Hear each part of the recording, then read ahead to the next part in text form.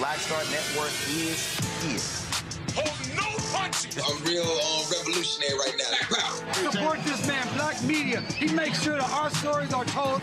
Thank you for being the voice of Black America, Roland. Stay black. I love y'all. All momentum we have now, we have to keep this going. The video looks phenomenal. See, there's a difference between Black Star Network and Black-owned media and something like CNN. You can't be Black-owned media and be scared. It's time to be smart. Bring your eyeballs home. You dig?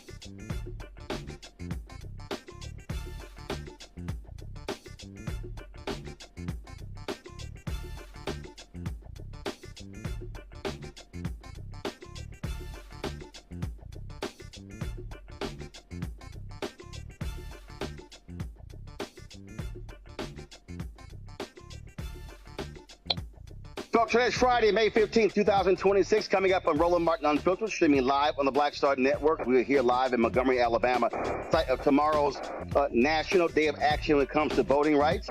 Of course, we're going to be broadcasting that here on the Black Star Network. Today, though, we're going to be talking about what's happening in Georgia. We'll be talking to Gerald Griggs, head of the NAACP there. The election is on Tuesday. What's going on with young voters in Georgia? They're not turning out. We'll also talk to State Representative Angie Nixon, who is staging a sit-in as we speak at the state capitol of the governor's office, Ron DeSantis. There are a number of other folks we'll be talking with on today's show as well. Lots to talk about when it comes to voting rights, when it comes to the GOP targeting Black America. Folks, it is time to bring the funk on Roland Martin Unfiltered on the Black Star Network. Let's go. He's got it. Whatever the miss, he's on it. Whatever it is, he's got the scoop, the fact, the find. And when it breaks, he's right on time and it's rolling. Best believe he's knowing. Putting it down from sports to news to politics. With entertainment just for kicks, he's rolling. It's on go, roll, y'all. It's Roland Martin, yeah. Rolling with Roland now. He's funky, he's fresh, he's real, the best, you know he's Roland Martin now.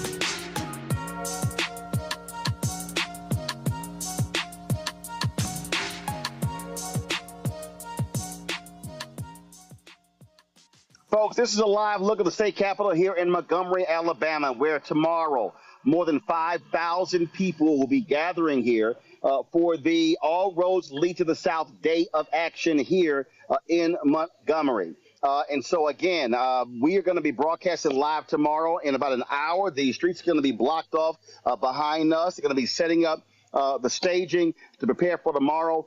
Folks, again, more than 5,000 people have already registered. More than 100 buses are going to be traveling here as well. In addition to that, we also are going to have some 65 satellite events taking place all around the country as far as the way of Alaska. And so,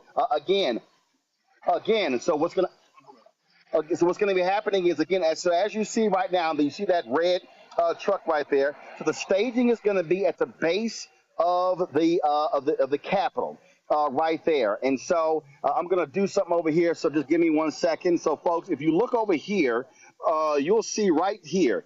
This here is there's a monument here. Let me see if I can zoom in. So this monument that you see right here, this particular monument references the Selma to Montgomery March that took place after Bloody Sunday. That monument commemorates Dr. King giving his speech after the Selma March right here in the state capitol. And so just to give you a understanding of where we are, again, folks, this is the state capitol here in Montgomery. If you see right here, folks, this right here is Dexter Avenue King Memorial Baptist Church, where Dr. King was the pastor. And so you see how close the church is to the state capitol. And so when they finished that march from Selma to Montgomery, Dr. King gave his famous speech there. And so what's going to be happening is folks are going to be gathered here tomorrow. We're going to be live beginning at 10 a.m. Eastern in Selma, because they're going to be having an event there. There's going to be a solemn walk across the Edmund Pettus Bridge. We'll be carrying that live. Then we'll be live here from just right here, of course, in this particular city, Montgomery, for the event going live at 1 p.m. Eastern, going till 5 o'clock. So lots to talk about. You got elections going on across the country. Louisiana, they go to the polls tomorrow. Georgia goes to the poll on Tuesday. And the other day, Gerald Griggs, who leads the NAACP state conference in Georgia, posted a graphic on social media that really got my attention. And it showed that voters 18 to 39 only represent about 10% of all of the more than 600,000 people who have turned out. And so joining us right now is Gerald Griggs. Gerald, how you doing? I'm doing great, Roland. Looking forward to being with you tomorrow in Alabama. So, Gerald, when you posted that, man, that caught my attention because, and I've been saying this, and I posted on my social media, and I've been saying to young voters, listen, you keep complaining about old folks being involved in politics and old folks doing this and doing that. But the reality is the numbers that you showed that the largest group, 50+% of the people who voted early were 65 plus. The next group below them, the lowest group was 18 to 39. And what I keep saying to folks 18 to 39, you can't keep complaining about old folks in the politics if they're the ones who are the ones showing up at the polls. Absolutely. And they have to be more engaged. And so ultimately, what we're seeing is a lack of energy in the turnout in that 18 to 39-year-old demographic here in Georgia. Now, there has been an uptick since I posted that graphic. Today, we broke records. Almost 1 million people have voted early, but we're still only at about 11% of those being below the age of 30, 39 to that 18. So we have to get that energy up. The polls are still open for about another 30 minutes here in Georgia, and then they will close until Election Day on Tuesday. So we got to get that momentum up in the young people. I see a lot of comments and talking and posting on all the social platforms. We're not seeing a lot of foot traffic that reflects that energy that they're showing online. Look, and that's your point. You make that point. Like, hey, y'all got a lot of stuff to say on Threads and Twitter and TikTok and Instagram, but it's not translating to the polls. And that to me, and what I've said to young folks, 1839, hey, man, listen, y'all have got to show up and show out. You can't complain and you don't participate in the process. Absolutely. You have to translate the anger that you're seeing online into actual action, actual tangible results in a voting block. And we have to be honest, they're the most populous rated group in Georgia that are with registration. They are the biggest group, but they are not turning out in the numbers that would reflect actual change in the percentile in the election. And thus, the politicians cater towards the older generation. And that's why you see an older generation still in control of our political discourse around this country, but particularly in the state of Georgia. Well, that's a great point there. And again, we talked about those demographic numbers when we were talking about young voters. When we're talking about how they outnumber baby boomers in Gen X. But again, having numbers mean nothing if you don't show up, if you don't use your power. Absolutely. You have to turn that nominal percentile that you are above these individuals into actual political power by putting a voting base that is consistent. And I think that with what's happening in our country right now, the attack on African American voting power, it's time for the young people to accept the mantle and go do the most patriotic thing they can do possible, and that's actually vote. Turn that internet rage into actual electoral power. Gerald, of course, you have a couple of things going on. So you have the primary taking place on Tuesday, but you have two critical Supreme Court races that is for all the marbles. That's not a primary. Whoever wins on Tuesday wins those two Supreme Court seats. There's not been an incumbent in Georgia that has lost at the polls in more than 100 years. That's also because of this quirky Georgia law that says that if you resign your seat and they appoint someone, the election gets canceled, which is the stupidest thing I've ever heard in my life. And so we've had two of those candidates on, and folks better pay attention because, again, this is an opportunity to stop this hard right direction of the Supreme Court. And so that's what's going on. Exactly. And people need to understand that that election is an actual election. It's not a primary. And so you have two candidates that are running to replace two candidates on to incumbents on the Supreme Court in the state of Georgia. And as you said, it's for all the marbles. You could have an opportunity to remove the court packing that has happened by Brian Kemp by appointing individuals that have his same ideological bent. And my hope is that the race will remain nonpartisan, but the court is not acting nonpartisan. So I think it's time for people to understand that our judicial races happen in May. They don't happen in November. And that's why it's incumbent upon the younger generation to understand and to turn out, because those individuals are going to be making the decision on how to apply Georgia law. And Georgia law is the dominant law here in the state. Of course, you have the federal law, but the 10th Amendment says all powers not expressly given to the federal government go to the states. And the final arbiter of the law in the state of Georgia is the Georgia Supreme Court. We just saw Governor Brian Kemp announce he's going to be calling a special session there in Georgia. What impact do you think that's going to have in turnout? Because that obviously has ticked off a lot of black folks.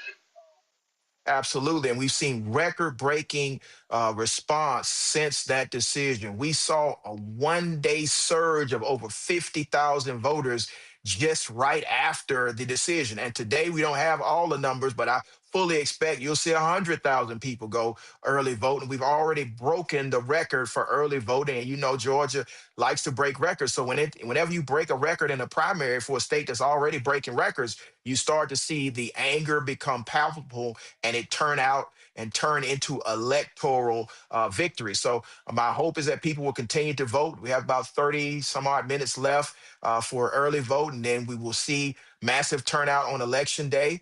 So I think that it has fueled African Americans to turn out to vote in numbers we haven't seen in a long time in Georgia. Are you seeing folks preparing buses and things along those lines ready to go to the polls on Tuesday? Absolutely. We're seeing buses get ready from all over the state of Georgia. We have seen that there are now suggestions that we use our African-American ride share companies and our taxis to get people to the polls. We're seeing an enthusiasm in Georgia and other places throughout the South that we haven't seen in a long time because of this Louisiana decision. And I think it will translate on Tuesday evening into a record turnout for a primary election and the nonpartisan judicial election. So we are seeing people be motivated in ways they haven't seen in years. Well, and that's the point that we always make. Bottom line is folks got to recognize that the way you want to impact power, you must show up at the polls. Gerald Griggs, we appreciate it. Thanks a lot. Appreciate you. See you soon.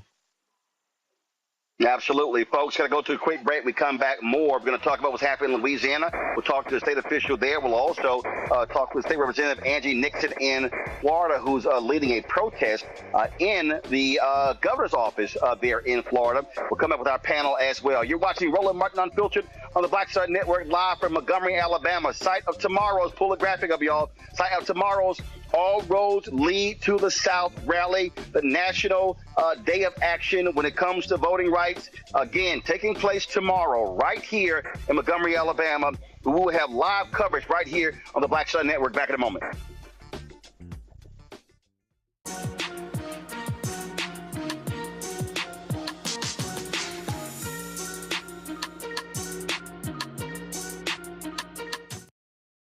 Been trying to erase black political power since Reconstruction. Now the Supreme Court is helping them finish the job. First came Shelby County versus Holder in 2013, the ruling that gutted the Voting Rights Act. Then came Brnovich in 2021, another ruling, another piece torn away. Now comes Calais, the case civil rights leaders warned could cripple the last major federal protection against racial vote dilution. And within days, Tennessee eliminated its only majority black congressional district. Louisiana, South Carolina, Alabama. The same strategy is spreading across the South. The old Jim Crow used poll taxes and literacy tests. The new Jim Crow uses gerrymandered maps, voter roll purges, polling place closures, and court rulings that make black communities politically invisible. But this story doesn't end in a courtroom. It moves to Selma. May 16th is a national day of action. Faith leaders will gather at the Edmund Pettus Bridge at 9 a.m. A mass rally follows at the Alabama State Capitol from 1 to 5 p.m. 1965 was Freedom Summer. This is Freedom Summer 2.0 because they are still trying to erase black political power, and we will not bow.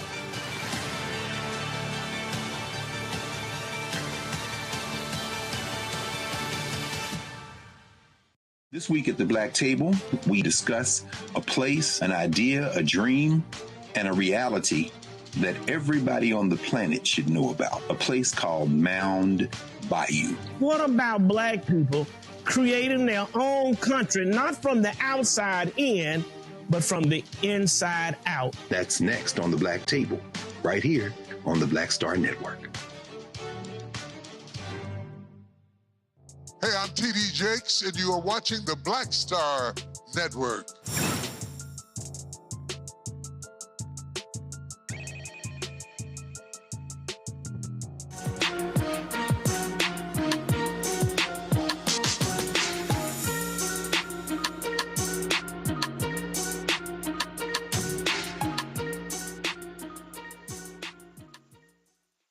All right, folks, welcome back. My panel joining me is Dr. Avis Jones-DeWeaver. She will be, so Avis, you should be there, let me know. Candace Kelly, legal analyst and host of Takeaway with Candace Kelly, joining us from South Orange, New Jersey. Also, Michael Imhotep, host, African History Network show out of Detroit. Glad to have all three of y'all there. Candace, I want to start with you. This is the graphic I'm talking about. This is what Gerald had posted. 696,353 people had voted. This is a couple of days ago. 65 plus, 386,209. That represents 55.5% of all people that voted.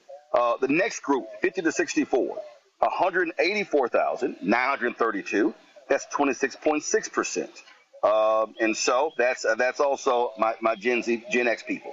40 to 49. 56,908, representing 8.2%. 30 to 39, 36,660, 5.3%. 18 to 29, 31,171, 4.5%. That means that 18 to 39, Candace, represents 9.8% of all people that voted. And here we are talking about fighting for voting rights. And I got to be honest, what pisses me off is that the people who are most upset, who are most angry, are folks who are 65 plus. These are the people who were baby boomers. These were the people who lived through Jim Crow. These are the people who fought Jim Crow. Again, we're standing right here. Dexter Avenue King Memorial Baptist Church is sitting right here. These are the people that made it a reality. And I'm somehow saying to this generation, you know, all this bullshit, we not our ancestors. Guess what? You're not. You're not. And I'm going to need these folks to show up, because you can't keep saying tear this system down, change the system, if you literally do not show up at the ballot box. Mm-hmm. And here's what we know, Roland, holding up my phone here. If they could vote on the phone, that would be a big difference, because this is where a lot of them live. And I'm not blaming them, but that really is just what they do. They doom scroll, and they don't understand the power and the purpose of why they are put here in terms of what they're supposed to be doing in the democratic process. But I do think that we also have a generation that has their eyes open. And they're the ones that are training. They're the ones that are becoming the next leaders. But it is not clear to the majority of the young people in that age group that there is still work to be done. And unfortunately, the Supreme Court decision has helped make people just a little more downtrodden and unable to understand that they still need to get dressed, get up, and go to the polls. It does make a difference. The battle is not over. The Supreme Court has made their decision in Calais, but we also know that states do have power. We also know that people have power.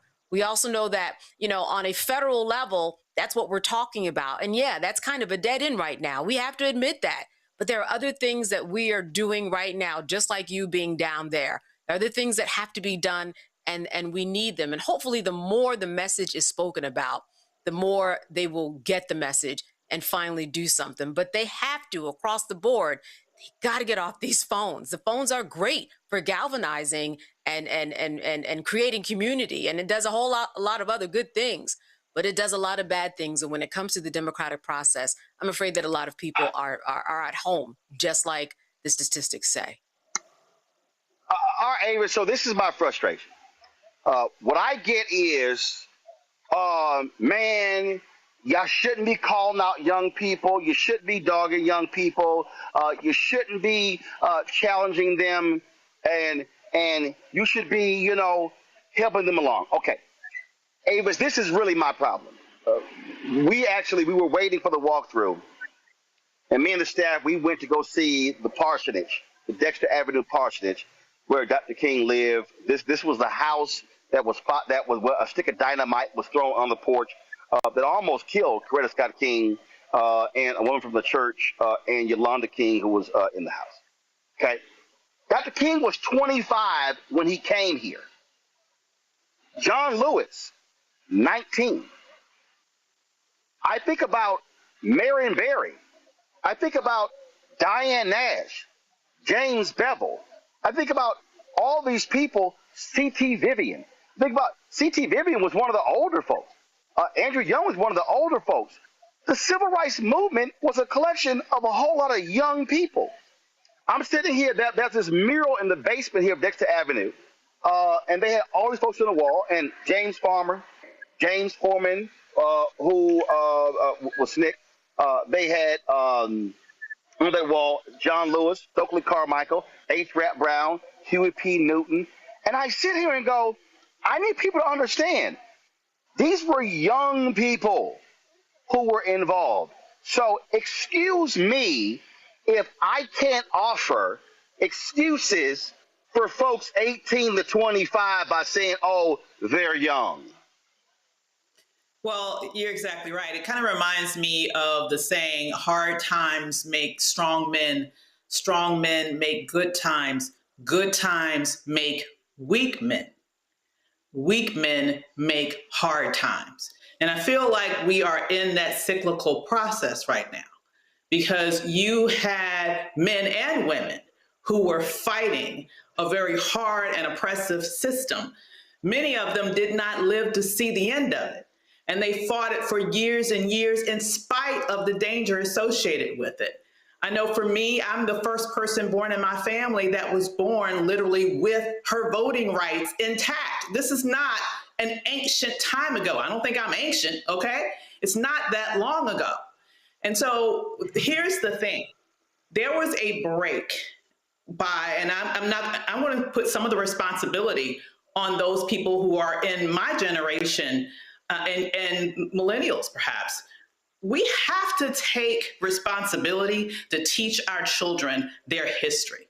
We have to. Too many of us were too concerned about moving to the quote unquote good neighborhoods, putting our kids in the quote unquote good schools, completely detaching them from their history and culture. Why are we surprised that so many of them don't even seem to get a sense of what's at stake right now? I know for me, I was very intentional about teaching my sons when they were small, ever since before even they started kindergarten. They were learning Black history from the very beginning. And so I can tell you one thing, they both voted in this Virginia election, all right? So I have to tell you that we have to do a better job of relaying our struggle and our fight and our win. And our wins over the years. We have to let them know about our warriors in history and letting our younger people know that they have the power to do that too. But they can't afford to just check out, because if they check out, if you think things are bad now, you just wait until years go by and the generations that are fighting right now start to go by the wayside. What is going to be left for that generation and the ones that come after them? Yep.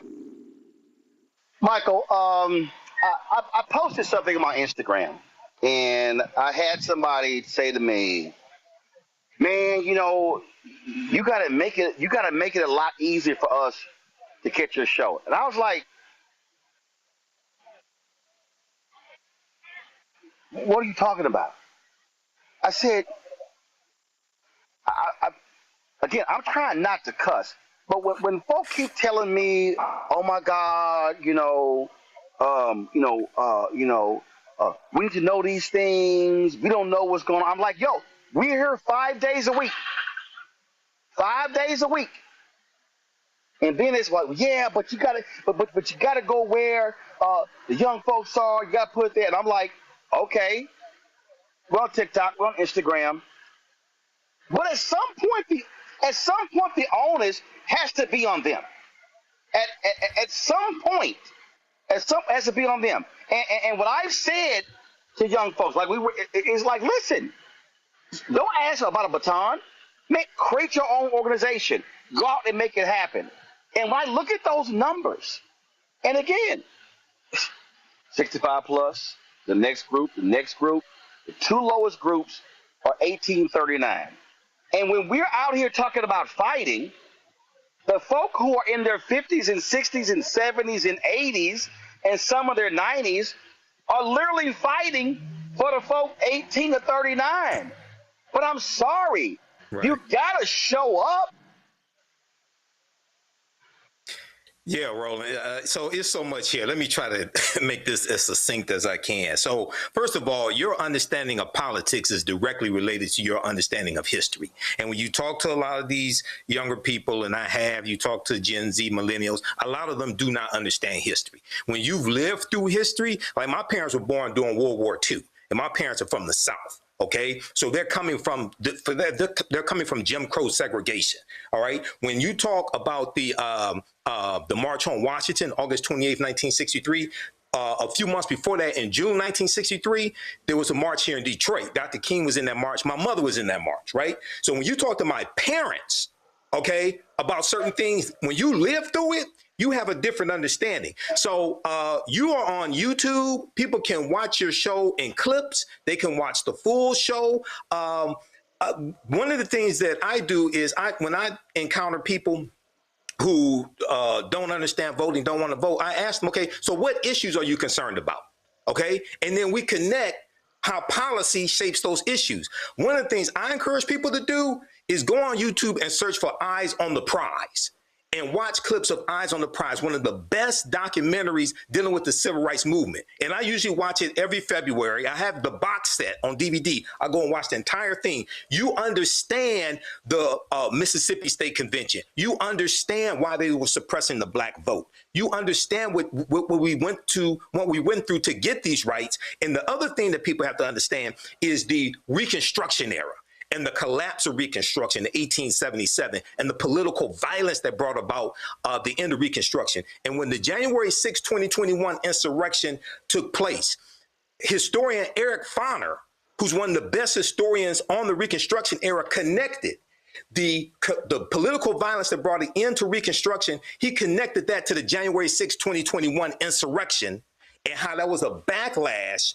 to African Americans voting for Biden and Harris. That was a backlash to the racial reckoning that took place after the death of George Floyd. Okay. And we see that Project 2025 is a backlash to all of that. So when we start connecting these dots and connecting policy to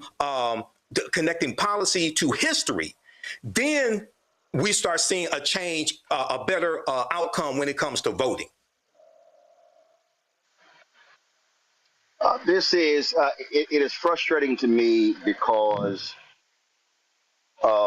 these things are real. And when elections are over, people then complain about what didn't happen, what should have happened, what could have happened. And they complain about all the candidates that we have, candidates that we should have. And I'm saying, yo, if you ain't in this, then what the hell are you doing? And so I would hope, you only got a few minutes left with early voting in Georgia. I would hope, those of you in Georgia, 1839, I would hope you are going to show up in massive numbers on Tuesday. I'm not holding my breath. I would hope tomorrow in Louisiana, we see a massive black turnout across the board, voting no on all of MAGA Governor Jeff Landry's constitutional amendments. Louisiana, these people are stripping you of a congressional seat. You should be mad as hell and voting like crazy in Louisiana. What this generation cannot do is give up. What this generation can't go is like, oh, well, it's all lost. It is guaranteed to be lost if you check out of this process. It is guaranteed. And so we have MAGA is an existential threat to the future of Black America. And I'm saying this and I'm pleading with any African American who in this country, but especially anybody 1839. If you actually listen to these fools who tell you not to vote, understand that they are stupid, because you cannot find somebody white telling white people do not vote. You cannot find somebody Latino telling Latinos do not vote. You cannot find somebody Asian telling Asians do not vote. It is sadistic to have Black people literally saying to other Black people, you voting, it's the waste of your time. And then they start getting into, well, the Democrats and the Republicans, and I'm telling you right now, one of them is going to win. You can sit here and have a pie in the sky and hope. No, one of them is going to win. So you had better pick somebody who is going to either do the least harm or who you have a better shot at being able to advance an agenda. But if Black people check out, you can say bye-bye to economic power. You can say bye-bye when it comes to education, when it comes to housing, when it comes to health, because these white supremacists, especially the folks in this building behind me, the people in this building behind me, they are no different than those after the Civil War. They are no different than those in the period of Jim Crow. And I'm telling you, the folks in this building, the Republicans hold a supermajority. They are hell-bent on completely destroying Black progress and making Black people second-class citizens in this state, all across the South, and in this country.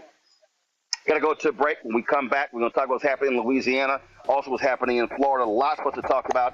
Folks, you're watching Roland Martin Unfiltered on the Black Star Network. We're live here in Montgomery. Understand, I've been making this point, that, listen, we cannot do this without your support.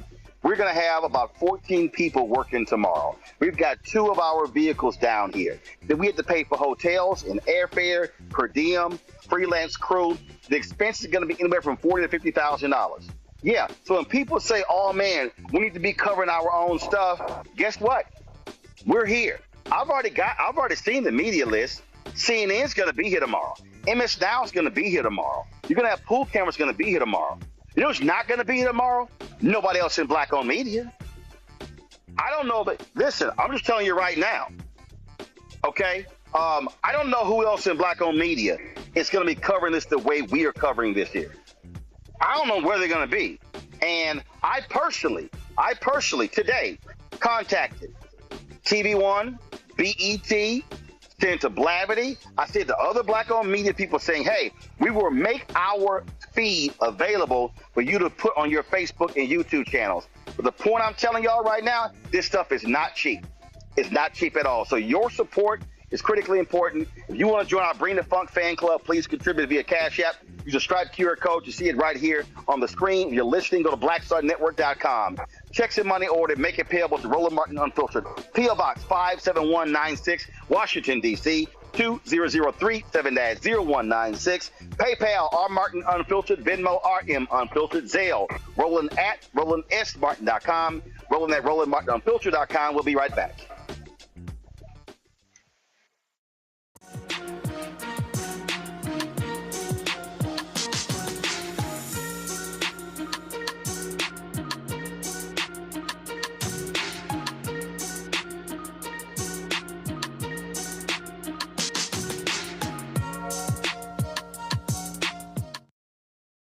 Trying to erase Black political power since Reconstruction.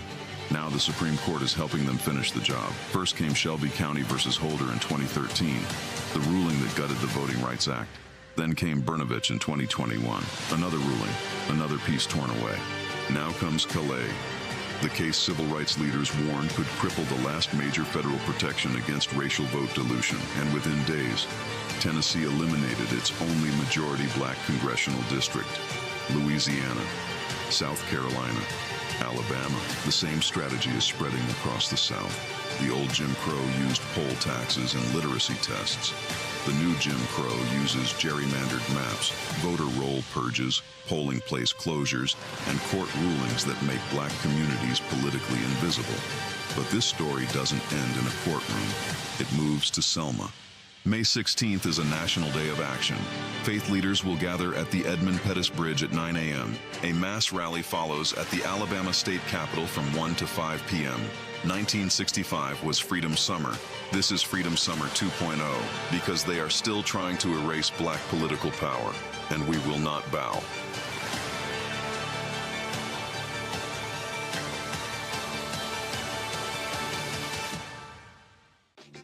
My name is Bill Duke, and you're watching Roland Martin Unfiltered.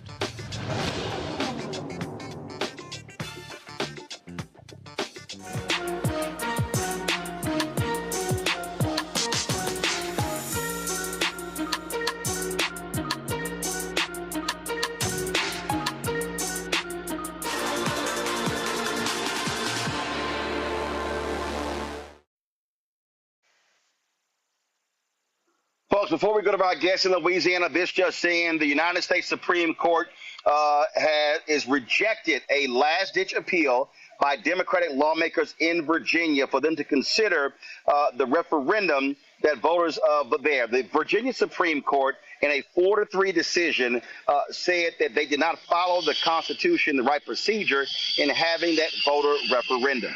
Well, they appealed to the U.S. Supreme Court today. They have rejected that appeal from the state of Virginia. That means that Democrats are looking to potentially pick up just 2 seats there, as opposed to having that 10-1 map pick them up 4 seats in Virginia. Speaking of seats, Louisiana is going to be losing 1 majority black seat because of the actions there. Joining us right now to talk about this is Royce DuPlessis, Louisiana State Senator, and Regina Ashford Barrow, the Senate President Pro Tem. Let me know when we have Regina back. Representative DuPlessis, before I ask you a question, this is the video of a young brother who spoke during one of the hearings, where he had this to say directly to those white conservative MAGA Republicans in Louisiana. The state of Louisiana in 2025 deported multiple children, one of whom was born in New Orleans and had brain cancer. Donald Trump got the pro-life, Bible-thumping Republican Party to say, yes, we want more of that. As a matter of fact, send Gregory Bovino down here to harass more people. So I have no doubt in my mind that the map's going to pass. If y'all can give us less than 0 seats, you would do it. Y'all do this under the orders of somebody that said the Civil Rights Act was harmful to white people, that it caused reverse racism. RFK said that black children are overfilled on antidepressants and that they need to be reparented on different farms, all of them. Pete Hegseth constantly brings Doug Wilson to the Pentagon to give a prayer service. Doug Wilson is the same pastor that said that slave owners were on strong spiritual ground. I don't have no belief in no morality on anybody that followed Donald Trump. If you wasn't with this map, you wouldn't be underneath this president. You wouldn't be in your party. You would stand up, you would stand against it, you would speak out about it. So as far as I'm concerned, if you here as one of these Trump Republicans, you already showed us who you are. You showed us what you want to do. And I believe the country as a whole is rebuking your party. Y'all are in a death spiral. That's why y'all have to redistrict. That's why y'all have to cheat. That's why Trump got to go to Texas and say he entitled to 5 more seats. It's because y'all know what y'all doing is abhorrent. We letting our people die in Iran based on false pretense that Tulsi Gabbard and Joe Kent said ain't real. Y'all okay with all that. So I'm positive y'all gonna be okay with the maps. But the beautiful thing is, the children that y'all have made and the people that's younger than y'all don't support none of this racism that y'all want. The MAGA party is the last breath of the Confederacy. And I'll be happy to see millennials and Gen Z bury y'all. There will be no more of your party. The midterms gonna come, y'all gonna get wiped out. Trump gonna get dragged out of the White House, and I'm gonna love every second of it. because y'all loved every second of the suffering that he caused to everybody in this country. And worldwide, we starve in Cuba. We bomb Nigeria. We hold in Zimbabwe and Zambia hostage for their minerals. We don't want to give them aid support. The pro-lifers that say all life is special, y'all letting kids die of AIDS. What part of your Bible say that? Point out the scripture. I think everybody would love to see it. And we would love to see y'all in the midterms. Oh, man, I'm glad to see those young brothers there. Representative Duplessis, what we're seeing right now is, again, this is an absolute attack on black political power. You got an election there in that state tomorrow, and I have been imploring young folks. I'm looking at those Georgia numbers. They're all for 18 to 39, not even 9% of the total vote. And so what is it going to take, from your perspective, to get black folks in Louisiana to use their voting power?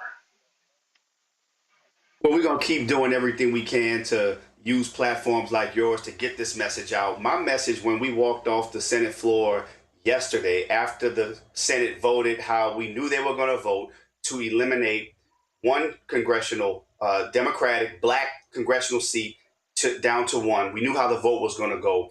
My message was that, look, we can't just be mad online and just be frustrated. We have an actual opportunity this weekend, Saturday, to go out and vote. We have 5 amendments on the ballot. We have a U.S. Senate race.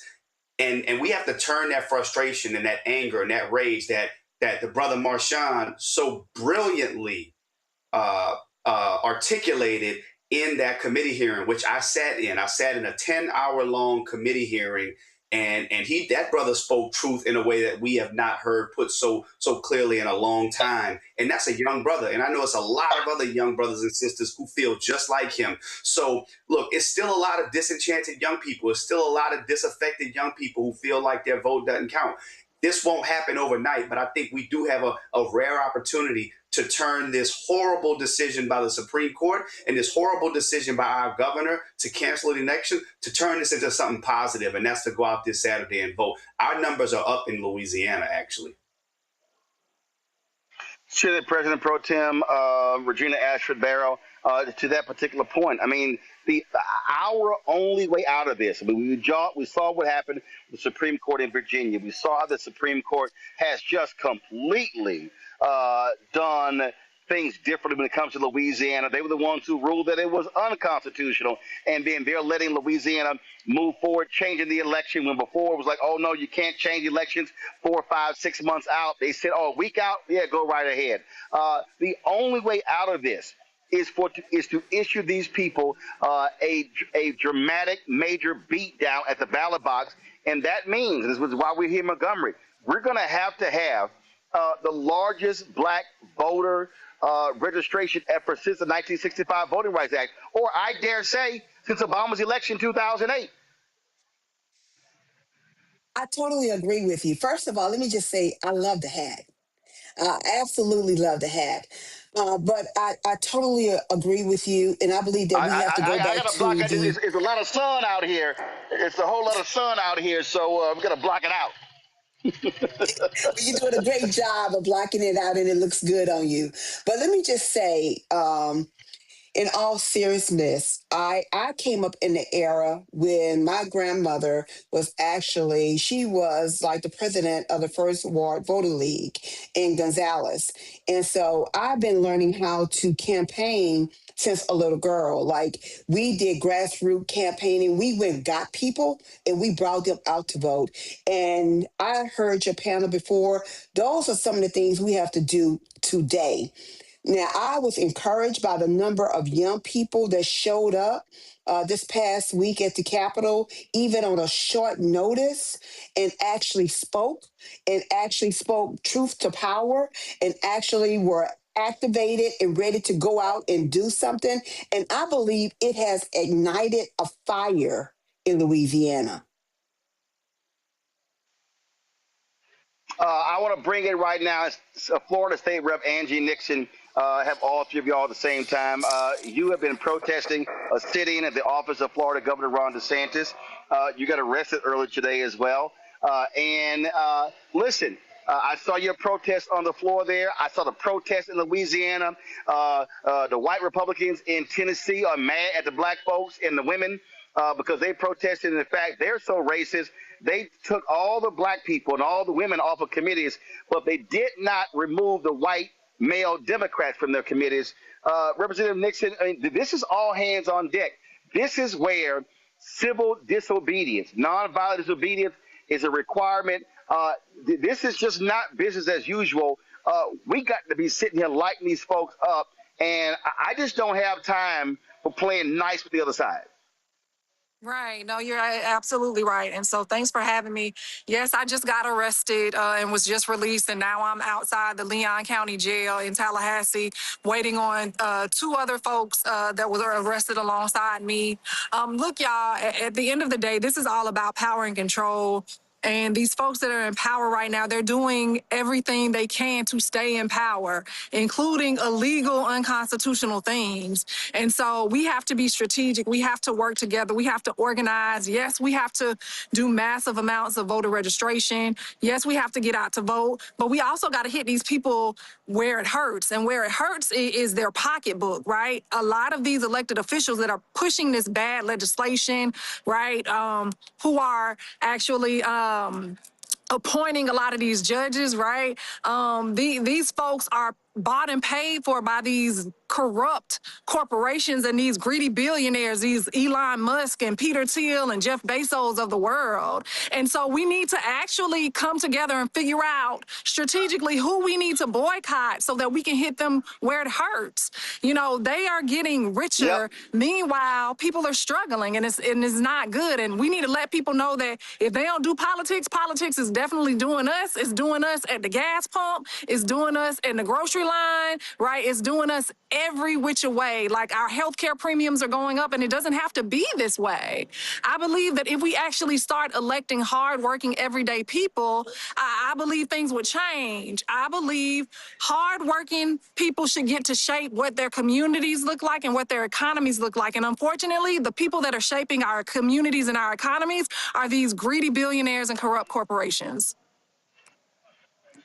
Representative Plessis, I won't name the state, but I can tell you right now, there's an effort underway to list the businesses that a number of the state representatives and state senators in this particular state own, and the plan is to launch an economic boycott.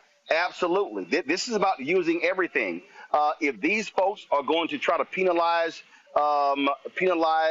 black folks in Louisiana, then black folks in Louisiana absolutely should be responding the best way they can. Look, the fact of the matter is, Roland, is that they're taking something from black people. They're taking representation. They're taking something from Democrats, they're taking something from independents even. They're pushing for a one-party system. And we know who largely makes up this one-party system. They're using political party as a proxy for race. And that's what Justice Ketanji Brown Jackson said you should not do, we cannot do, even as they work to strip the Voting Rights Act. And the way that we have to respond is the way you just said. We have to take something from them. And that's by not supporting or just being complicit and just going along as though everything's okay, because it's not. It's not okay. These rights were not given to us because people were just being generous. People fought, people bled, people died, people gave so much just for us to have these protections in place. And for them to just take them away in such a manner, we have to respond. Absolutely. And Speaker Pro Tem, let me ask you this here. So the decision in Louisiana, which district do they wipe out? Is it the district of Congressman Cleo Fields? I know there was talk about wiping out both of them. So exactly what was that decision there in Louisiana?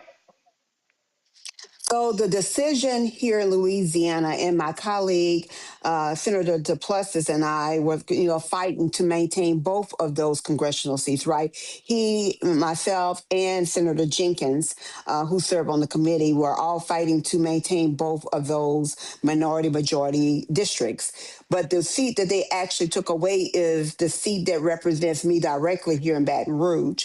And now the seat is going to be primarily in New Orleans. And while initially, they were saying that the current system that we were under, that we are under, was gerrymandered, they have just gerrymandered another district. The district that was created, that my colleague Morris actually drew, is another gerrymandered district. And so we know this is not going to hold up to the scrutiny of the courts, just on the configuration of the district, and just not going along with the fact that it does not, and it is not in compliance with the Jingles versus Thornburg case. That's another thing that really didn't come up that we are going to be able to use, I believe, in fighting this ruling or fighting this map. Representative Nixon, we're waiting for, of course, for the Florida Supreme Court to rule in that case. We don't have much hope because that's been packed by sycophants of Governor Ron DeSantis.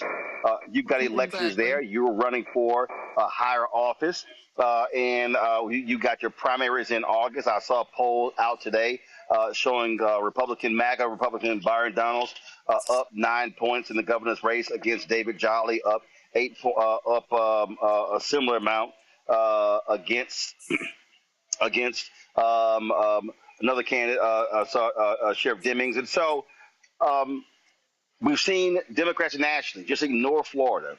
What are you seeing there on the ground? And what are you also seeing from Latinos there? Because they screwed over Puerto Ricans. They screwed over Latinos in Florida. And again, are they as pissed off as black people? What are you hearing?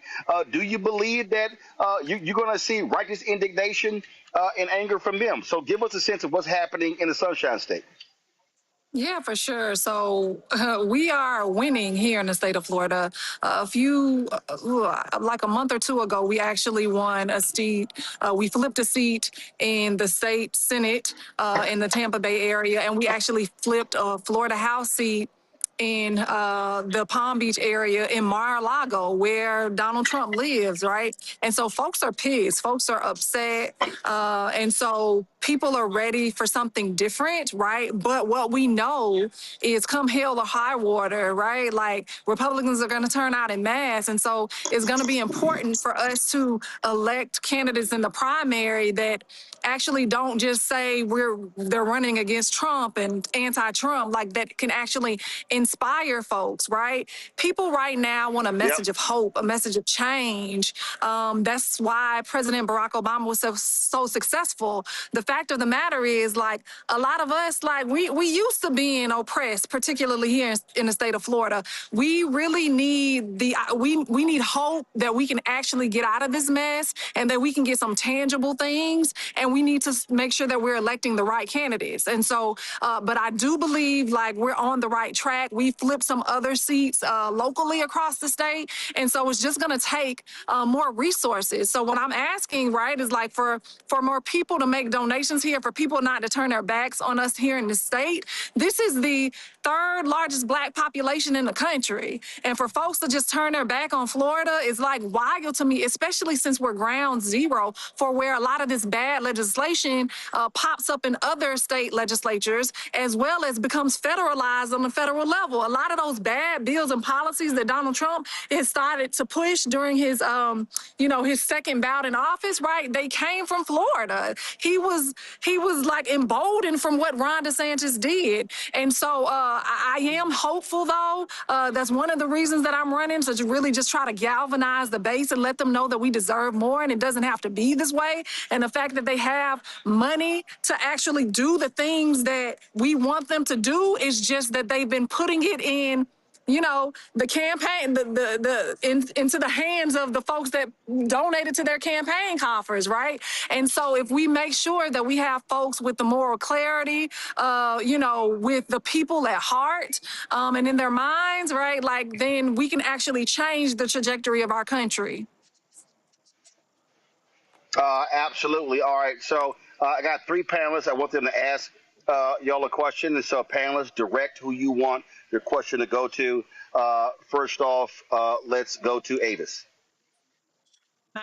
Good evening. In terms of the sister in Florida, what do you think, given everything that's going on in Florida, you have a very hostile governor. You have just a state that has a long history of being extremely bold in their violence and hatred towards Black people. What message of hope would you give to the citizens, your fellow citizens in Florida, to let them know that this is not the time to retreat? In fact, just as you bravely did, this is the time to fight. Yeah, for sure.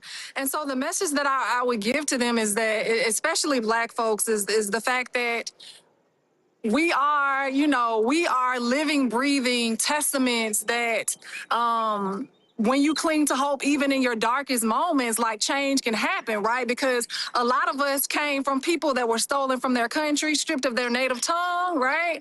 Threatened to be killed if they learn to read.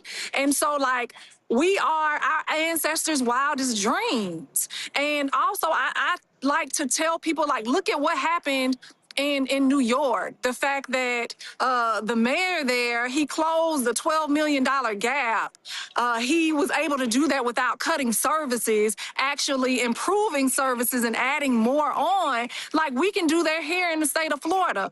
The fact remains that they have the money to do what is needed to expand Medicaid. They have the money to make sure that our VPK is a full day, actually even expanding VPK to 3-year-olds, right? And doing, fixing up our infrastructure. They literally spent over $500 million standing up a raggedy-ass modern-day concentration camp down in Alligator Alley. So they have the money to do the right things.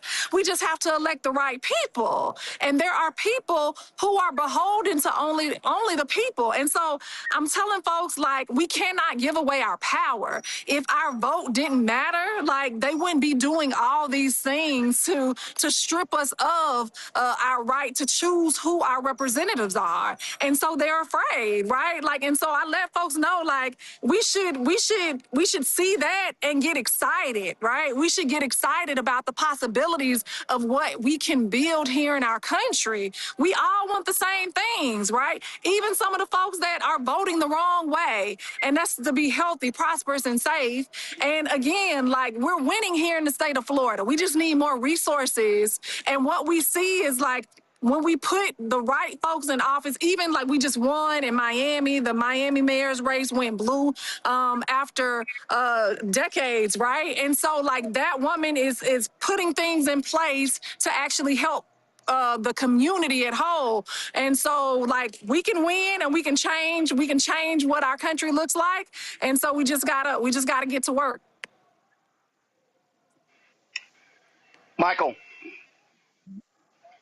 Okay, so this deals with Louisiana, if I could. And I was just trying to find out, I know we've talked about, and Gary Chambers has been on here before and talking about low voter turnout amongst African Americans in Louisiana. And we see that Governor Jeff Landry suspended the congressional election. Okay, here for the primaries, right? So for those on the ground, for African Americans, what is their response to what Jeff Landry just did? Is it sinking in for people who didn't think the vote was so important, or don't understand? Are they better understanding what's taking place right now? Because these people are playing for keeps. Okay, and it's like a lot of us are still trying to figure out what's going on. Madam Pro Tem, because I've gotten a mixed bag with that. Yeah. There are some people who are outraged at what has actually transpired and trying to figure out, like, how is it possible that he could do something like this? And we saw some of that with people who actually showed up, even with a short notice, less than 24 hours, when we were actually having to be able to come back up before the committee to be voted on. And then there is a number of people who are like confused and saying, where am I supposed to be voting? What am I supposed to be doing? And so we find ourselves really trying to educate people to make sure that they go and cast their vote. So I think I've gotten a mixed bag on that. But as we're beginning to explain to people what is happening, they are understanding the severity of it and understanding that they need to make sure they go out and vote.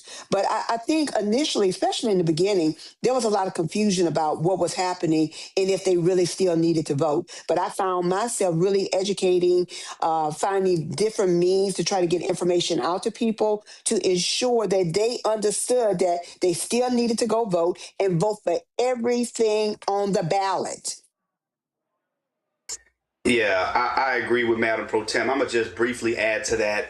One of the things that I'm sensing right now, and maybe this will get some coverage eventually, is personally frustrating to me. And I know Roland and the panelists were expressing the similar frustration earlier.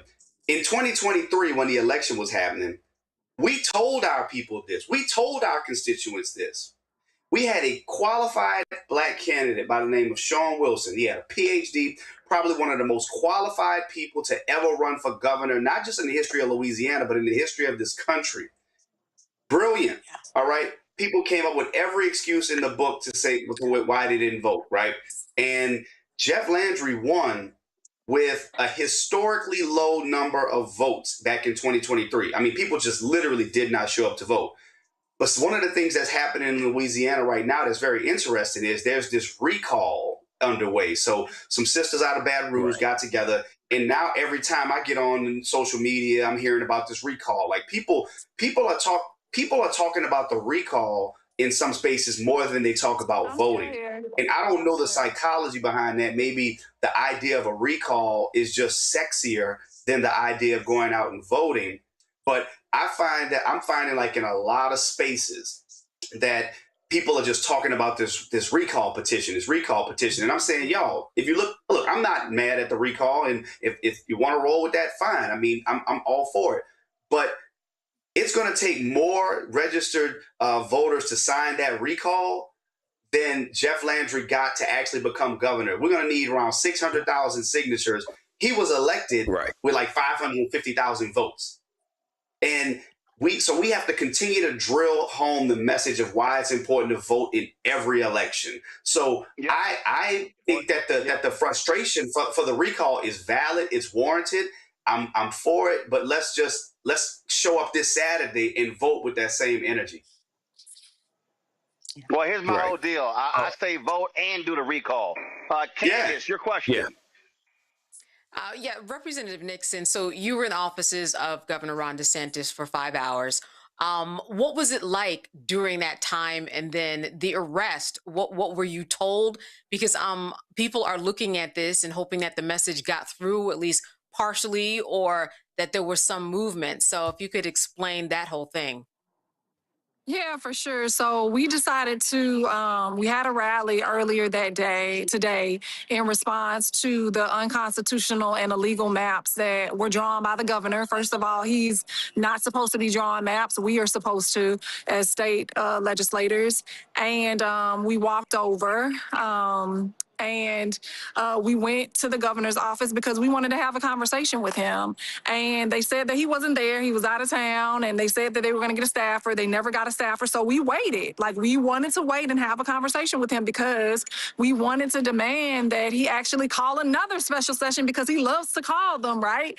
Call another special session so that he can actually allow us to redraw maps that were actually constitutional and that were what the voters agreed on. Because back in 2010, we voted to put a ballot amendment. We signed petitions to put an amendment on the ballot, and we voted on that, the Fair Districts Amendment that stated that we would not be allowed to gerrymander and draw maps in a partisan fashion, right? And so that is exactly what he did.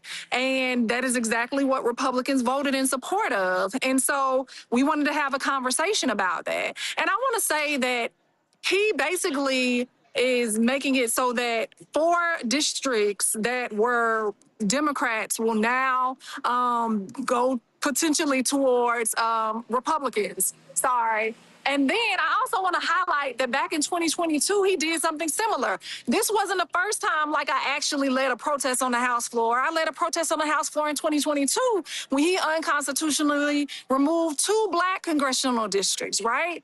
And then, like, so now, right, like I got a formal reprimand on yesterday, right? They wanted to chastise me publicly in an Ethics and Rules Committee. And so we were just fed up. And so we went to the governor's office and we waited, right? And nothing, like he just avoided us, didn't send out a staffer.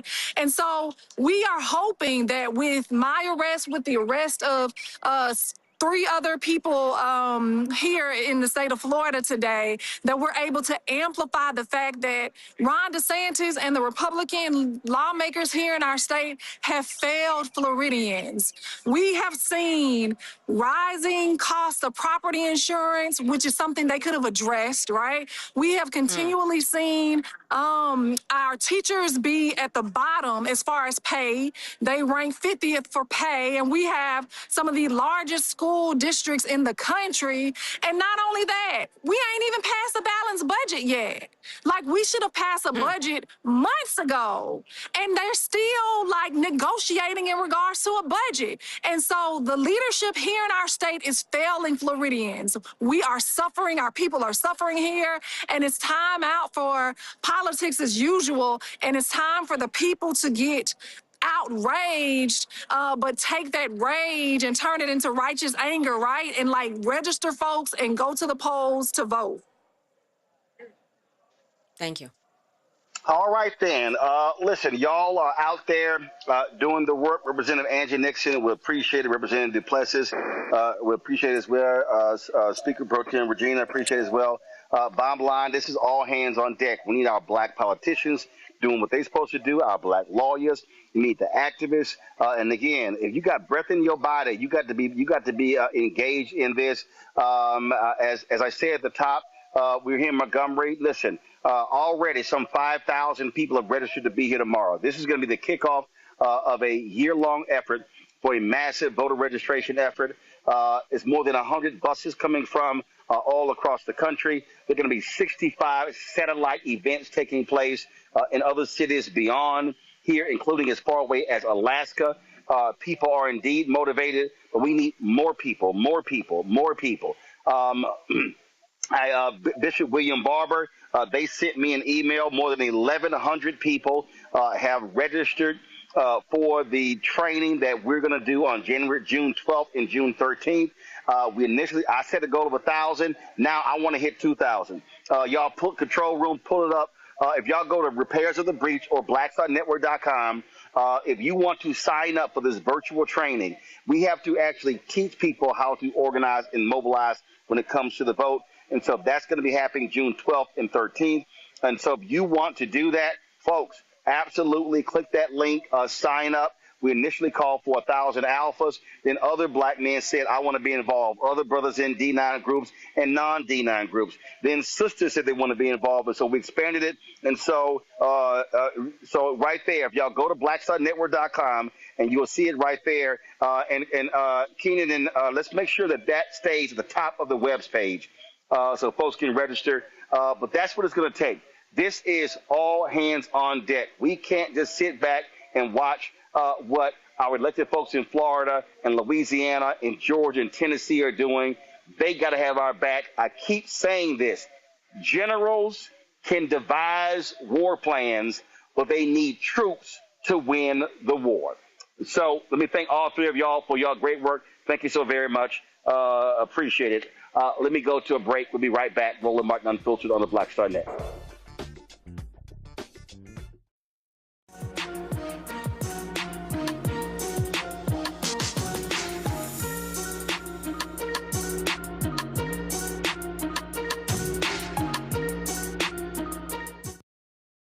been trying to erase black political power since Reconstruction. Now the Supreme Court is helping them finish the job. First came Shelby County versus Holder in 2013, the ruling that gutted the Voting Rights Act. Then came Brnovich in 2021, another ruling, another piece torn away. Now comes Calais, the case civil rights leaders warned could cripple the last major federal protection against racial vote dilution, and within days, Tennessee eliminated its only majority black congressional district. Louisiana, South Carolina, Alabama. The same strategy is spreading across the South. The old Jim Crow used poll taxes and literacy tests.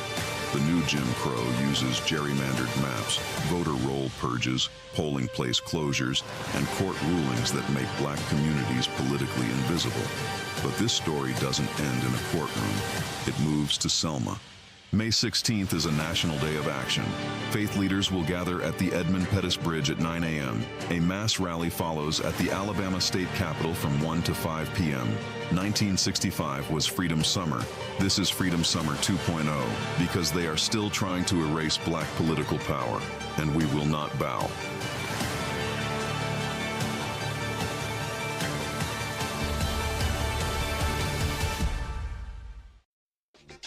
My name is Bill Duke, and you're watching Roland Martin Unfiltered.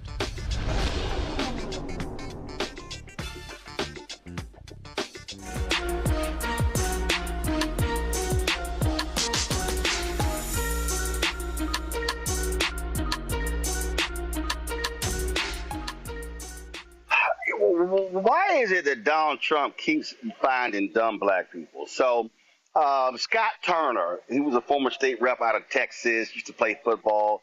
Trump named him to be his Secretary of Housing and Urban Development. And Lord have mercy, he went before the United States Senate this week and sounded completely ridiculous. New York Senator Kirsten Gillibrand just lit his ass up. And so I just had to show it for y'all. Roll it. Secretary Turner, you and I have a lot of shared values. Yes. We also have a lot of shared goals. And I listened to your opening statement about those shared goals, and I just don't agree with how you're getting there because I don't know. I mean, I get it to say we don't want to fund programs if they're not working well enough. We don't want to fund programs if they're creating dependency and they're not moving people to where they need to be in society. I fully understand that, but I'd like to see the results. If your way, not funding all these programs, is better than the way this committee has tried to address homelessness over decades, I want to see the results. Where is the homeless data report? It is over a year late, and that would give us the data to see if your theory about how to address homelessness actually works.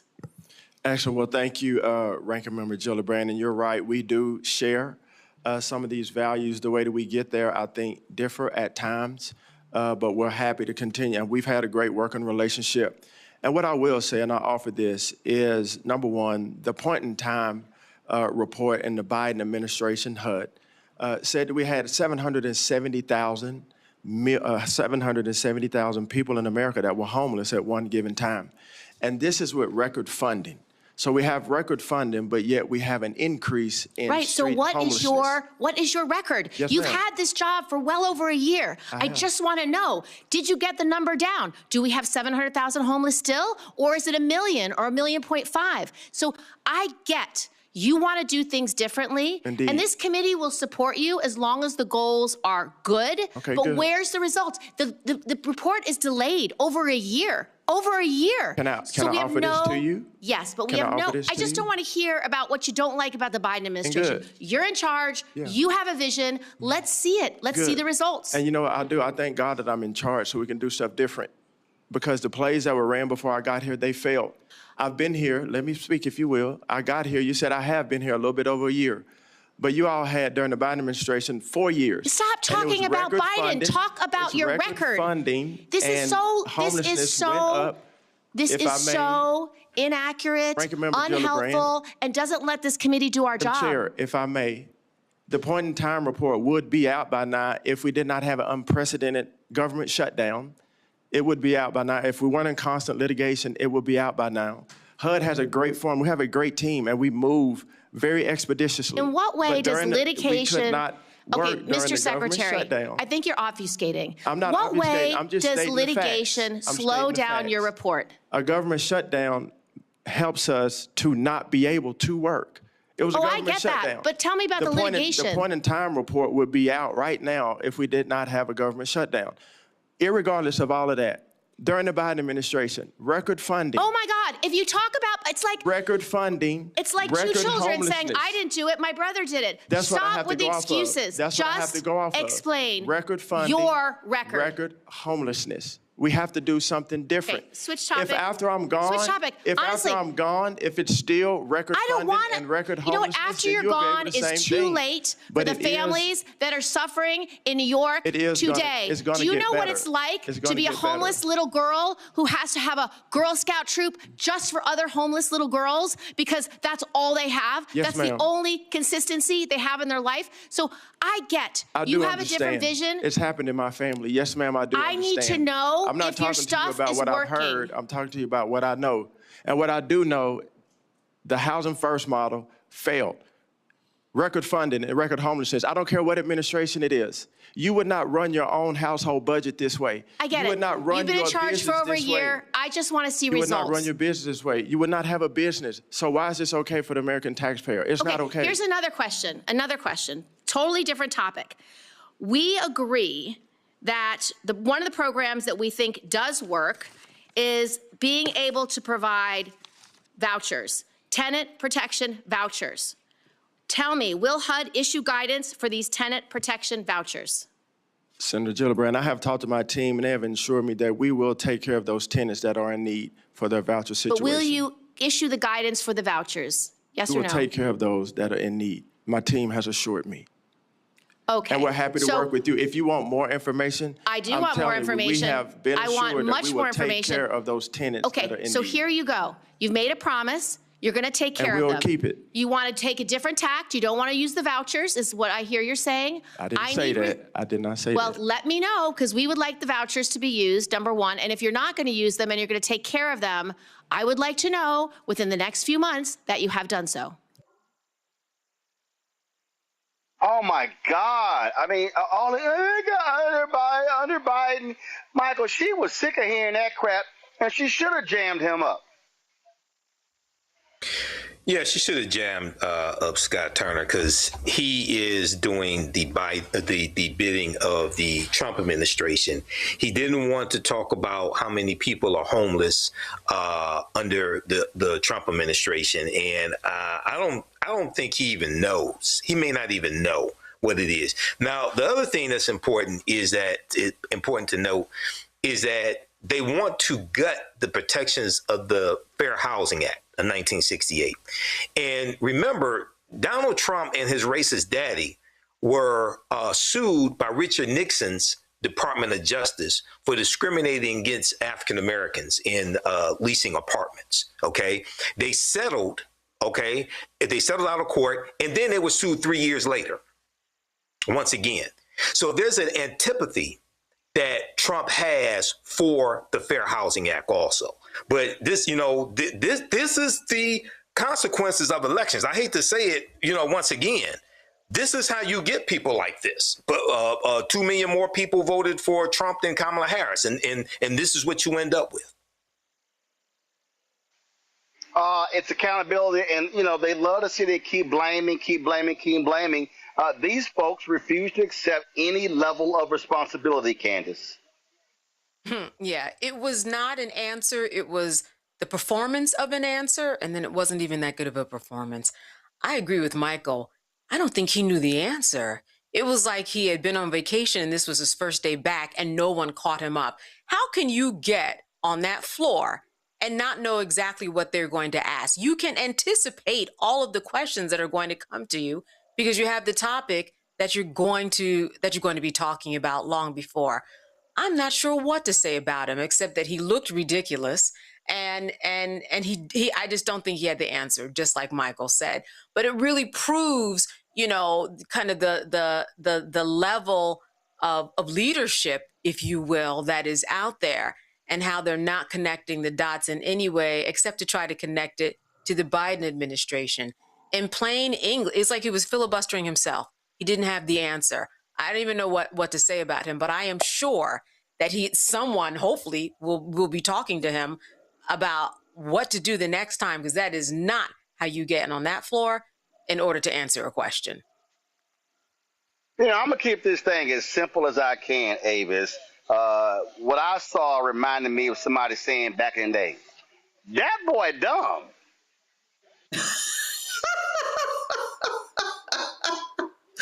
Well, he very well may be. He does not seem to be the sharpest knife in the drawer. I will say that, okay?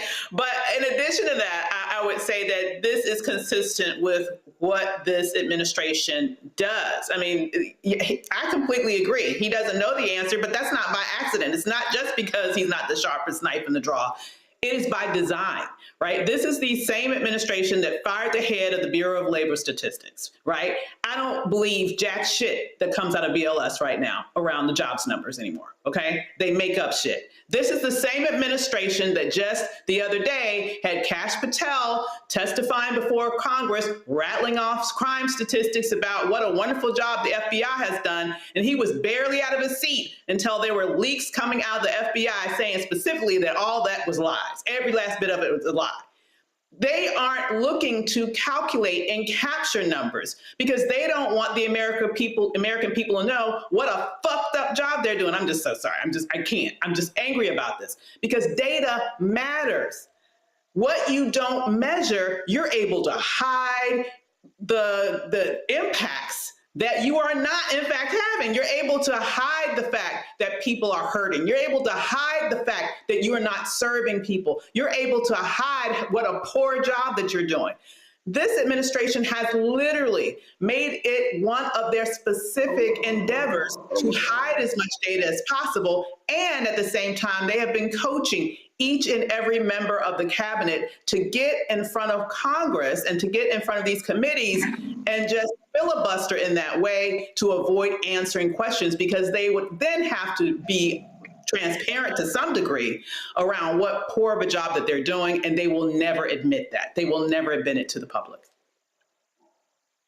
Absolutely that. Hey, so we got here. We decided to, we were biding some time, and so I told y'all I went down to the Dexter Avenue parsonage where Dr. King, Coretta Scott King stayed, other pastors as well. Literally were staying here in front of the church. Y'all come on over here. So these are the folks who gave us the tour. They're longtime members of the church. Y'all come on, step on here. So I didn't have to bring my microphone with just me talking. So y'all going to project. Come on. Y'all stay right here. Come on, y'all stay right here. All right. So first of all, tell folks what your name is. Wanda Anderson. Wanda, look right there. Wanda Anderson. Elizabeth Monroe and Teresa Kennedy. All right. So y'all, so they told me that during COVID, before they had paid folk who were doing the tours, and then they decided to volunteer. They thought it was going to be for a few months. It's now been 4 years, and so they did the tour at the parsonage, did the tour here at the church, and so. But explain to folks that y'all depend upon the donations of people who tour to fund to keep the upkeep of these properties, right? That is correct. That's correct. 5 properties to take care of. You have 5 properties? Yes. Got it. And so that's the church, the Legacy Center, the Legacy Center, and the parsonage, and Interpretive Center, and Vernon's Place. Got it. For Pastor Vernon Johns. Mm-hmm. Gotcha. And so you did the tour of the church. That's correct. And you would break it all down, and it was fascinating to hear that this church is literally on the ground that used to be, was it a slave pen? What was it called? Yeah, the Traders Pen. They call it the Traders Pen, but yeah. She said it was the trader. Actually, let's step up a little bit closer so they can hear you, because I would anticipate having all 4 of y'all here, so I didn't grab my microphone. But say it again. It was called the Traders Pen. It's where they kept the slaves and shackled them instead of took them down to Court Square to be auctioned off. That's the area where the church is built. And so what was also amazing is that, of course, they've been longtime members. And so when you were talking, you said you remember being in the choir watch it as Coretta Scott King sang. No, I said I remember watching her singing. Right, I said, but you said you were sitting in the. What were you say? You in the? I was out in the congregation. Oh, you in the congregation? I thought you said you were behind her, but you were watching her sing. There's a picture of you as a child with her as well and Yolanda. So tell folk your story. Well, I really don't have a story. My grandfather is responsible for bringing King to Dexter. So your grandfather was responsible for bringing Dr. King to Dexter. Gotcha. All right, cool. Your fondest memory. I wasn't a member at that time. Yeah, but still, your fondest memory of being a member of Dexter Avenue. Well, a lot of my teachers were members of Dexter Avenue Baptist Church. And last time when I went to school. And y'all still out here handling y'all business, doing well. And So we were all family is 4 generations Dexter, 6 generations Dexter. So you the youngin' in this group. But we all went to school together. Okay. Now, so if people watching want to support the upkeep of these 5 buildings, where do they go? Is there a website? Where do they go? We do have a website, and there's a QR code on there. Okay, but we ain't got the QR code, so you got to tell them the website, Wanda. Website. What's the website, Wanda? You put me on the spot. Which is the church's website? I'm trying to get y'all some money. Now, come on. Carol, look up. Carol, look it up right now. She's looking it up right now. All right, so while she's looking, what are the hours where people, if they want to go to the interpretive center or come to the church for tours? We're in the interpretive center every Friday and Saturday from 10. For every Friday and Saturday, 10 to 4. They have to call and schedule. All right, so they want to come during the week. They got to call and schedule an appointment. At least a week in advance. And that number is 334. Oh, praise the Lord. She know the number. 334 261 3270. 334 261 3270. 3270. All right, then. Well, I appreciate it. Y'all We'll call them back. leave a message and we'll call them back. And we're going to get that website because Wanda can't remember what the website is. I appreciate it. Maybe what's the website? All right, y'all. At least Nikki know what it is. It's DexterKingMemorial.org. DexterKingMemorial.org. Y'all be sure to support the upkeep of our historic institutions. I appreciate it. Thanks a lot. All right, then. Remember that website next time, Wanda. I'll write it down. There you go. All right. All right. Let me go to a quick break. Then we'll come back with our final story. Fox News showing their usual racism, and I'm gonna tell y'all about that right here. Roland Martin Unfiltered on the Black Star Network.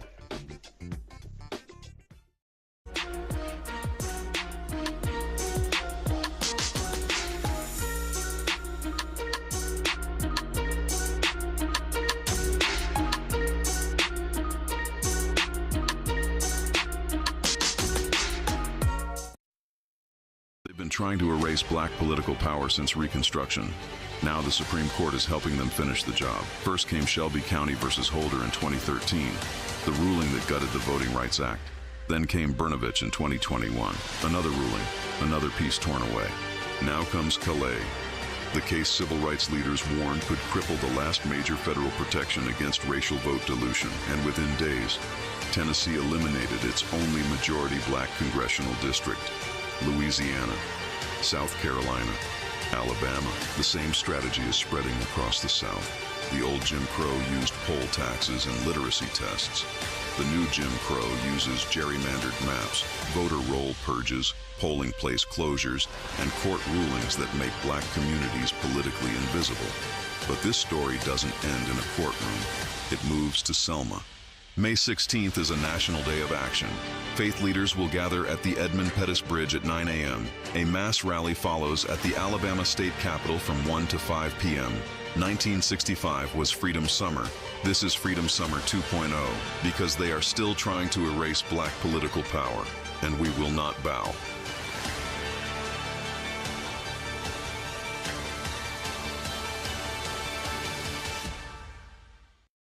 I'm Ryan Wilson, CEO and co-founder of The Gathering Spot, and you're watching Roland Martin Unfiltered on the Black Star Network.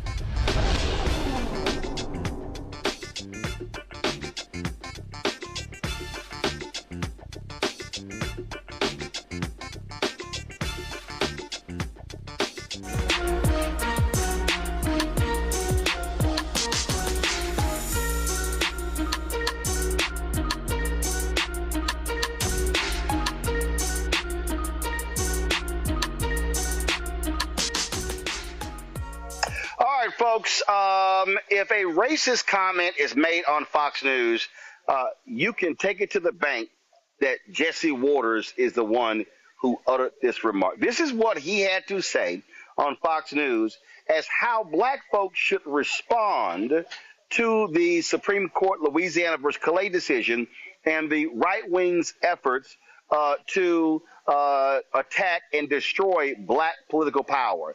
Listen to this bigot. I did some research on the blacks, as Judge Janine so eloquently would say. The solution to Hakeem's problem, this gay Obama, is baby making. Blacks, for 150 years, have only represented 10 to 15% of the American population. Okay? That's not that much. So if they want to have more seats, they got to get in between the sheets. The Spanish, they're coming north, they're having tons of kids, and at this point, they have almost the same amount of House seats as blacks. The Hispanic caucus is almost as big as the Black Caucus. So if you guys need to solve that problem, I'm not arguing for you know what you need to do. I'm not arguing for more black congressmen. I'm arguing just don't draw the districts to advantage a party. No, you're just discriminating against whites. That was an all-black district. I'm discriminating. We want to be in that district. You think I'm discriminating against my kids? We don't support segregation. Am I discriminating against my kids? No, it's not a blacks only. It's whites only. We have a, very diverse district now.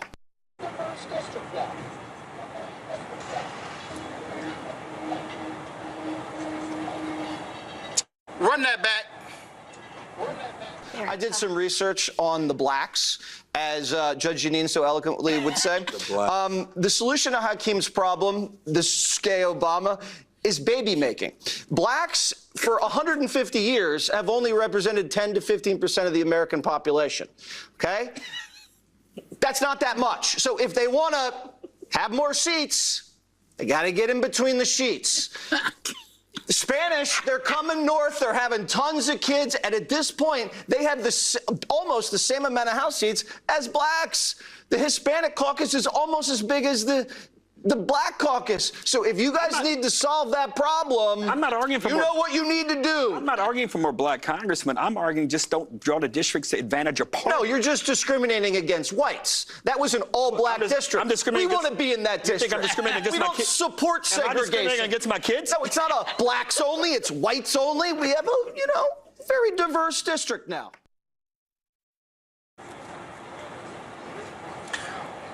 I am, Candace, just routinely disappointed in Harold Ford, who sits there skinning and grinning when Jesse Waters makes that absolutely ludicrous, racist, dumbass comment, when in fact, the folk who ain't having babies are white folks. They're the ones not getting in the sheets. And the reality is, the actions that they are taking are because white people have stopped having kids. But this is what we come to expect from a sheer buffoon of Jesse Waters. That's who he is. A bit of a Kevin Hart roast where you just had, these very questionable jokes and statements, and then people just kind of laughing and not knowing exactly what to say. Now, I don't use this word a lot, but he sounded completely stupid because of the point that you made. And the other point is that blacks have the numbers in the districts. That's why we need the representation. It's just that the lines have been shifting. So all around, none of it makes any sense at all. I don't know what to say, but I am not surprised. It's just kind of, the same tune with different lyrics. And here we have lyrics that take us back to the slave days and the way that people were forced to make babies in order to work the plantation. It's the same thing. And this is exactly what I'm thinking about. And when I hear his tone, when I hear his disgusting rhetoric and hear his tone-deaf way of trying to express what democracy is all about. Absolutely ridiculous, not surprised, and glad that he is continuing to show himself. And of course, he's trying to be cute there, Michael, by saying the blacks. Yeah, you know, it's so much here. So let me keep this brief. So first of all, Jesse Waters is a complete idiot. Okay, now apparently he's talking about the Louisiana case. All right, and it was not a all black district. Okay, it's majority black district. Well, two districts, two majority black districts, but African Americans are 33% of the state population in Louisiana, right? He has no problem with the majority white districts. Okay, notice that. He has no problem with the majority white districts. He has a problem when you have these two majority black districts. So then he talks about African Americans should have more babies. And we've dealt with this on the show before, Roland, how the New York Times a few years ago had the piece, white people have the negative birth rate in 26 states out of 50. But also, we see that in February of 2026, for the first time in the history of this country, the majority of births of children were of minority babies. So it was 50.4% minority babies. So what he says, it absolutely makes no sense. But he's trying to deflect from the racist gerrymandering that's taking place and saying the answer to that is for you to have more children. No, the answer to that is stop being racist and draw the maps fairly. Absolutely. Avis? Not really trying to make an argument about, the politics of it. Let's just be real. What we witnessed is the quiet white conversations that typically happen in white spaces when no black people are around, or when safe black people are around, like Henry Ford, who sits there and wants to giggle and laugh and talk about the fact that, oh, well, I wasn't talking about race. I don't want them to do it by just, and it's really it's really interesting because his whole political career was ended because of a racist ad. And he's going to sit there and now sell his soul to sit there and shuck and jive for racists on national TV. I hope he's proud of himself. But what we just saw there was a display of what typically happens among racists, but it was just put there on full view for all to see. Lastly, I will say, to your point, Roland, you have seen a lot going on right now with the right wing trying to incentivize white people to have more children. Truth be told, this is the whole reason why they went after Roe v. Wade. They want white women at home birthing more babies. They are right now pushing an agenda where they're trying to actually pay them to have babies.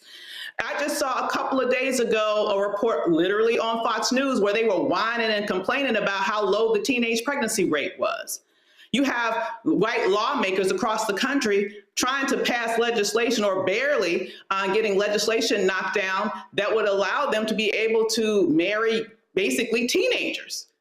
It's really quite interesting once you put that in the context of the Epstein files. And let's not even talk about what the crime statistics look like with regards to child molestation and pornography and how that's parsed out by race. Because it's overwhelmingly white men that get caught up in that and that get arrested for that. So it's something about that culture where that is something that is interesting, apparently. But I do want to say, you're exactly right. We're here because they understand that they are at a population disadvantage. And they are creating a system now through this gerrymandering where they're trying to create a system where they will no longer even need the majority in numbers to win.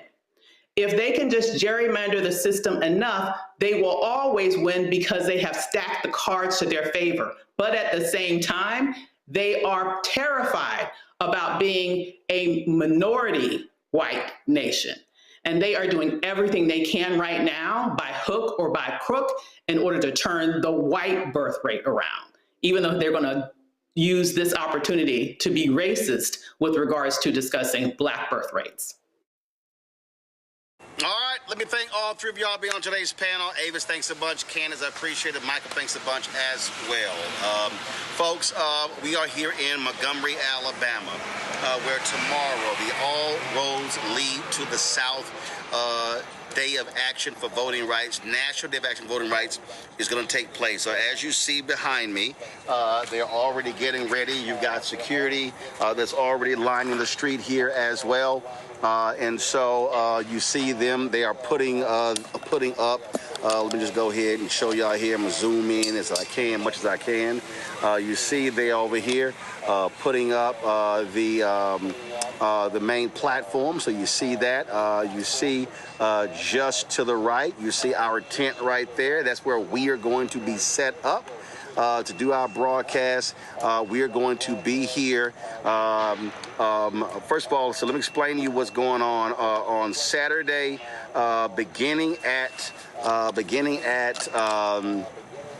10 a.m. Eastern, 9 a.m. Central Time. We are going to be live in Selma, Alabama.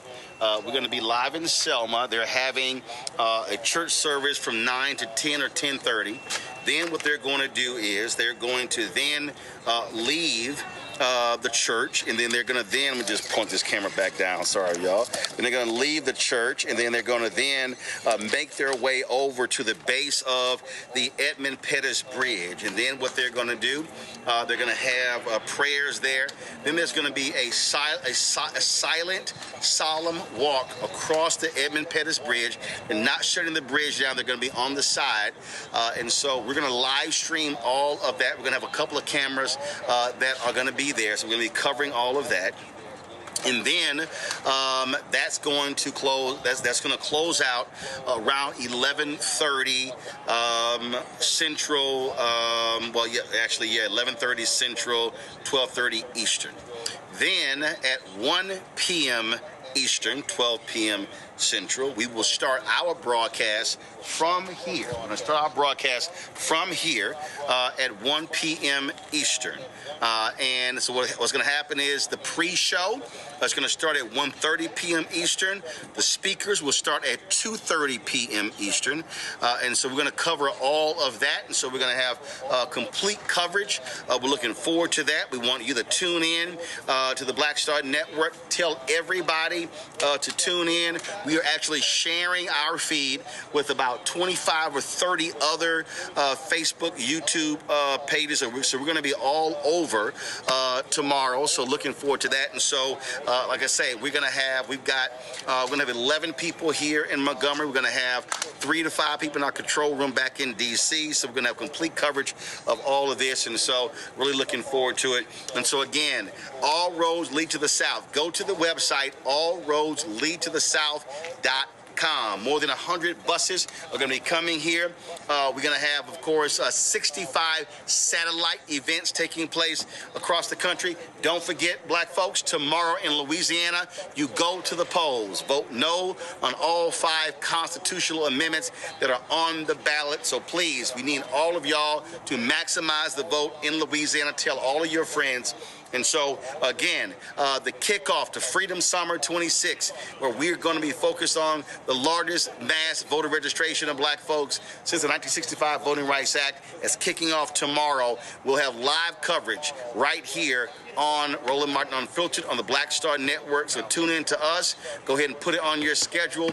There's no one, and I'm telling you right now, CNN, MS Now, none of those folks, they are going to have the kind of coverage that we're going to have tomorrow right here. And that's why black-owned media matters, where we center African Americans. And so your support is critically important. I already told y'all, it's going to cost about $40,000 to $50,000 for us to be here. In fact, I'm about to go to store to see of picking up another Wi-Fi unit, because we want to make sure that we have a strong signal tomorrow. So that's what we're working on right now. And so your support is critically important. And so it's real simple. We need you. We don't have, like these right-wing folks, we don't have these millionaires and billionaires cutting us checks. Also, everybody who's watching on YouTube, hit the like button. We should easily be over 1,000, 1,500 likes. So y'all been slow, so hit that doggone like button. So if y'all want to contribute via Cash App, use the Stripe QR code. You see it right here on the screen. If you're listening, go to blackstarnetwork.com. That QR code's also for credit cards. Checks and money order. Make it payable to Roland Martin Unfiltered. P.O. Box 57196, Washington, D.C. 20037-0196. PayPal's R Martin Unfiltered, Venmo RM Unfiltered, Zelle Roland at RolandSMartin.com, Roland at RolandMartinUnfiltered.com. Download the Black Star Network app, Apple phone, Android phone, Apple TV, Android TV, Roku, Amazon Fire TV, Samsung Smart TV. You want to get our Roland Martin Unfiltered swag like I'm wearing right now? Go to shopblackstarnetwork.com. We get our polos, our zip-ups, our T-shirts, you name it. We got it all on the website with shopblackstarnetwork.com. All of these products that you see in my studio right now, these are all black-owned products. Go to our marketplace. You can get these black-owned companies at shopblackstarnetwork.com. Don't forget, download the app. Download the app fan base. Follow me at Roland S. Martin. And don't forget to check out every day, noon Eastern, the breakdown with Brittany Noble right on the Black Star Network, noon Eastern every single day. Don't forget, you can check out also our other shows on the Black Star Network as well. There are 5 shows on the Black Star Network, so be sure to support them all. Folks, that's it. We got to go. Got to get some rest. We're going to be up early tomorrow as we will be broadcasting live from Montgomery. Of course, all roads lead to the south, right here in Montgomery, Alabama. I'll see y'all tomorrow, and we always close out every show on Friday with all of the donors, the 47,000 plus people who donate to our show. Again, you're going to get your name on that list. Go to blackstarnetwork.com, and you got all the ways to contribute. I'll see y'all tomorrow. Holla!